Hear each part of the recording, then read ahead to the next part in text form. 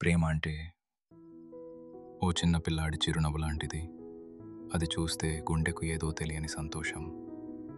అది ఒక వేడుక, మనసును నింపే పండుగ. ప్రేమ అంటే ఒకరిని బాధ పెట్టడం కాదు, ఒకరి కన్నీళ్లను ప్రేమతో తుడవటం. ప్రేమ అంటే మాటల్లో చెప్పలేనిది, మౌనంలో కూడా అర్థం చేసుకునేది.